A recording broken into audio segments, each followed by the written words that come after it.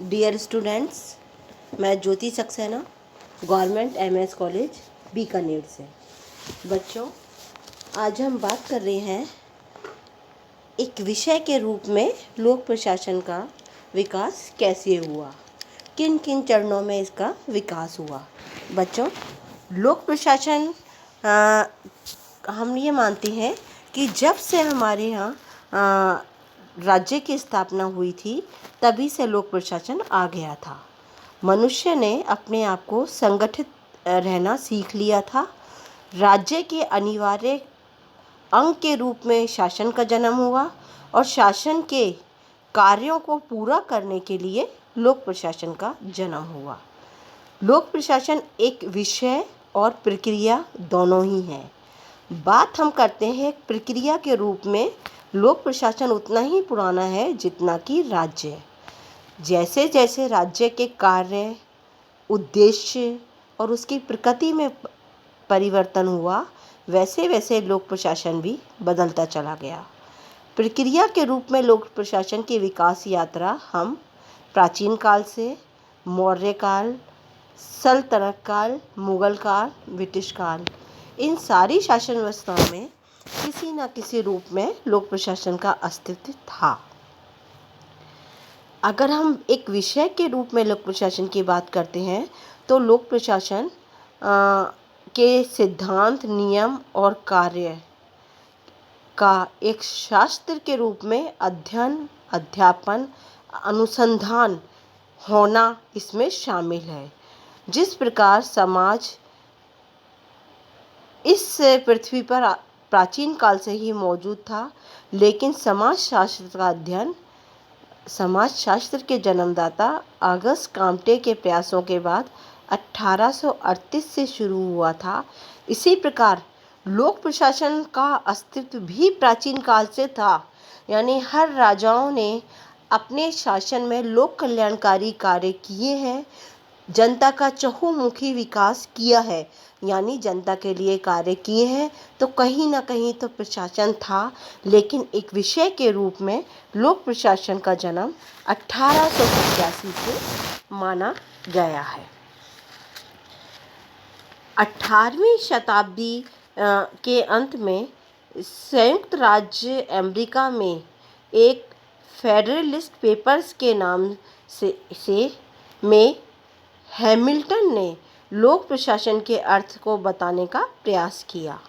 1812 में पहली बार फ्रांस में चार्ल्स बीन बोनिन ने प्रिंसिपल ऑफ एडमिनिस्ट्रेशन में एक आर्टिकल लिखा, लेकिन यह पुस्तक को बहुत ज़्यादा मान्यता नहीं मिल पाई।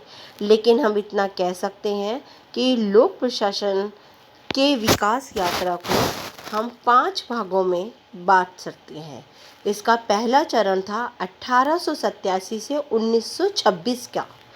इसमें लोक प्रशासन का जन्म हुआ था, राजनीतिक और प्रशासन में विभाजन हो गया था। दूसरा चरण है 1927 से 1937। इस चरण को सिद्धांतों का स्वर्णकाल कहा जाता है। तीसरा चरण है 1938 से 1947। इसे आलोचना और चुनौतियों का समय कहा जाता है।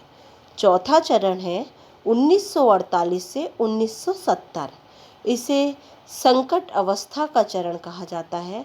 और 5वां चरण है 1971 से टिल आज तक का। इसे अंतर विषयी या परिपक्वता का समय कहा जाता है।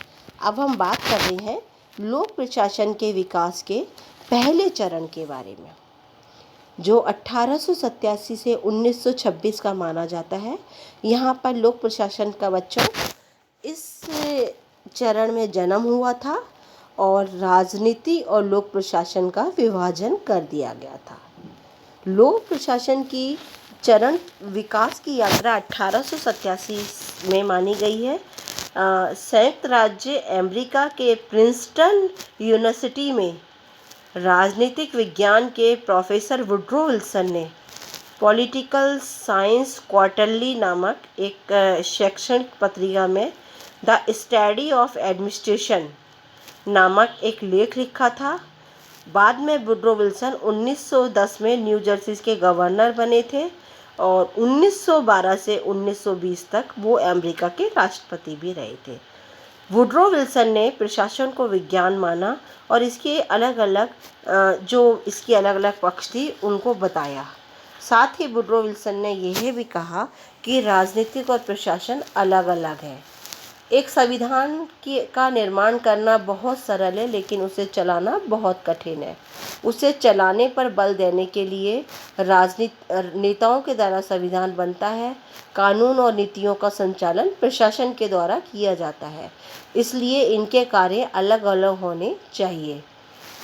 वुड्रो विल्सन के इस आर्टिकल ने शैक्षणिक जगत में एक उत्साह पैदा कर दिया और क्योंकि लूट प्रणाली को समाप्त कर योग्यता पर होने वाली भर्ती के लिए 1833 में एक पेंडल्टन अधिनियम बना था। बुद्धिजीवी वर्ग यह मान रहा था कि प्रशासनिक कुशलता की स्थापना के लिए प्रशासन में राजनीति का हस्तक्षेप कम होना चाहिए। इसलिए वॉल्डो ने वुड्रो विल्सन को शास्त्र के रूप में लोक प्रशासन का जन्मदाता माना है। अमेरिका लोक प्रशासन का जनक फ्रैंक जे गुडनाउ को माना जाता है। यूरोप में लॉरेंस वॉन स्टीन को लोक प्रशासन का जन्मदाता माना जाता है। नीदरलैंड में गैरिट अब्राहिम वान पॉलेज को लोक प्रशासन का जन्मदाता माना जाता है। 1900 में कोलंबिया यूनिवर्सिटी के प्राध्यापक फ्रैंक जे गुडनाउ ने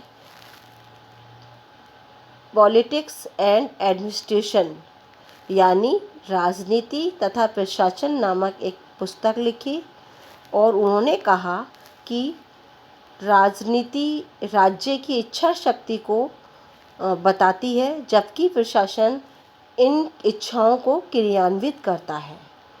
प्रशासनिक कुशलता और राजनीतिक सुधारों के इस समय में लोक प्रशासन में अध्ययन और अनुसंधान की ओर लोग जागृत हुए।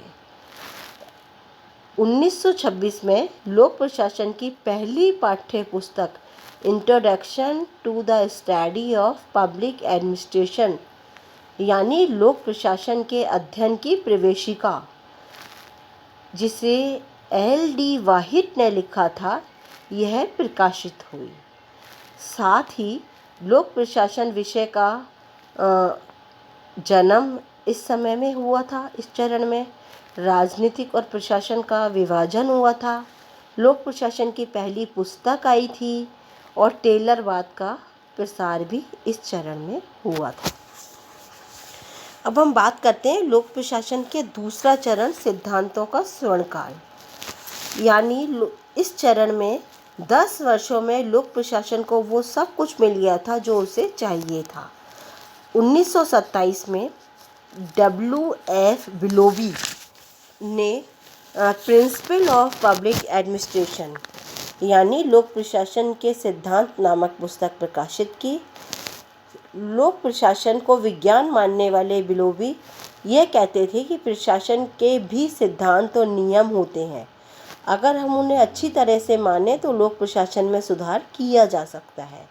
1939 में मूने और रैली की द प्रिंसिपल ऑफ ऑर्गेनाइजेशन संगठन के सिद्धांत नामक पुस्तक प्रकाशित हुई। 1930 में ऑनवर्ड स्टडी के नाम से प्रकाशित हुई। हेनरी फ्योल की पुस्तक इंडस्ट्रियल एंड जनरल मैनेजमेंट औद्योगिक और सामान्य प्रबंध तथा 1924 में मेरी पार्कर फॉलेट की क्रिएटिव एक्सपीरियंस सृजनात्मक अनुभव प्रकाशित हुई। इसी चरण में 1937 में लूथर गुलिक और उर्बिक ने paper of science of administration प्रशासन विज्ञान पर लेख लिखा। लूथर गुलिक ने पोस्टकॉर्प दृष्टिकोण को प्रशासनिक कार्यों की व्याख्या करने का आधार बना दिया। लोक प्रशासन से संबंधित सारे सिद्धांत इस समय में आए थे, इसलिए इस समय को हम लोक प्रशासन के विकास का स्वर्णकाल कहते हैं। यानी बिलोबी की पुस्तक, मुनियर रैली की पुस्तक, हेनरी फ्योल की पुस्तक, मेरी पार्कर फॉलेट की पुस्तक, लूथर गुलिक और उर्बिक की पुस्तक, यानी सारी बिलोबी की पुस्तक, इन सारी पुस्तकों का प्रकाशन लोक प्रशासन के विकास के दूसरे चरण में किया गया था। इसलिए इस चरण को लोक प्रशासन के विकास का स्वर्णकाल भी कहा जाता है।